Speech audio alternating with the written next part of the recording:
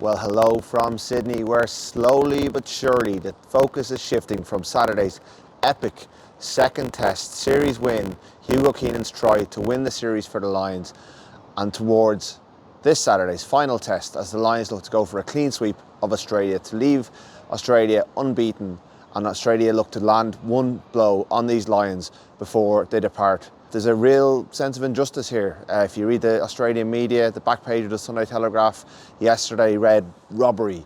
The questions at the Australia press conference today were all about that big decision by Andrea Piardi not to penalise Jack Morgan, the Welsh open side flanker who came off the bench when he came in and cleared out Carlo Tizzano over the ball just after James Ryan's carry and before Hugo Keenan darted outside Leonard Katau to score what will become a really famous try. And it's such a sliding doors moment for Hugo Keenan, because if Piardi had gone the other way, and you could easily make an argument that he should have, then Hugo Keenan's name would not be up in lights. He wouldn't have been raised aloft by Matt Hansen and Jamie George and jumped into the crowd and had this, what will probably be a defining moment in his career. And certainly he'll be back on Lions tours in the future as a as a Lions legend now. His name is forever be linked at one of the greatest Lions test matches. And all it took was the Italian holding his nerve to give him that moment. It's been a huge talking point, and it's really hard to know which way to come down on it. It's one of those decisions that could literally have gone either way, and it's not sitting on the fence. Tizzano comes in from the side, Morgan comes in, Tizzano's head is below his hips. Morgan comes in and cleans him out in the way that players are coached to do all the time.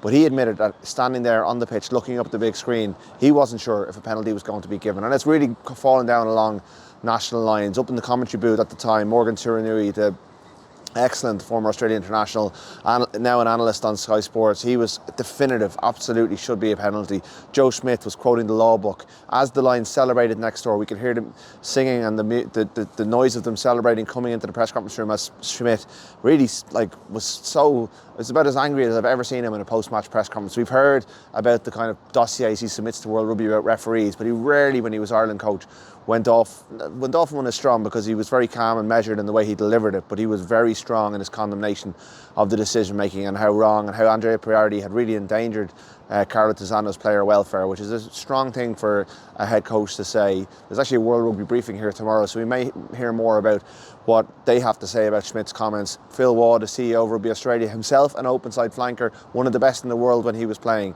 he backed Joe Schmidt. He said that he agrees emphatically with what Joe Schmidt had to say about that final incident. And it's been a massive talking point that, I guess it's understandable that Australia are focusing on it because they feel a great sense of injustice. They were so close to winning what would be, a lot of people are saying it would have been the biggest win they've had since they beat the Lions here in 2001. The biggest game, they're talking about it was the biggest and best game they've had on Australian soil since the 2003 World Cup final when they lost to England in extra time. So it would have been a seismic moment for the Wallabies. They played so well for half an hour, they blew the Lions away, but slowly but surely the Lions reeled them back in.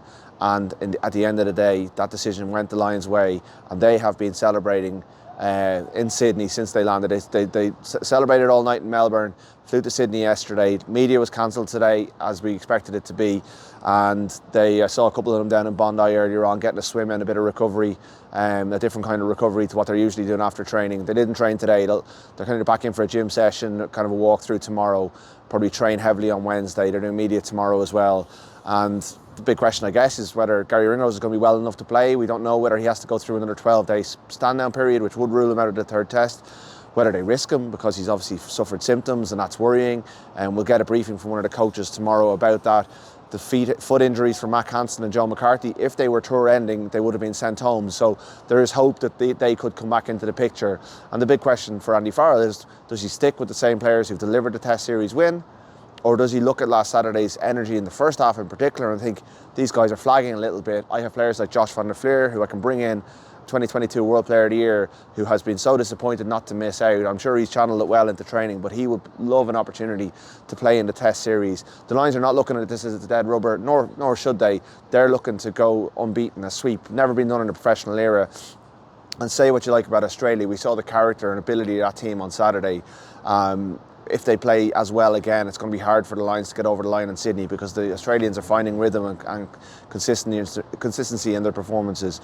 They have a big injury story over here. Alan Alatoa, they're starting tight head prop. He's set to be ruled out with a pectoral injury. Sounds like he's going to be out for a while.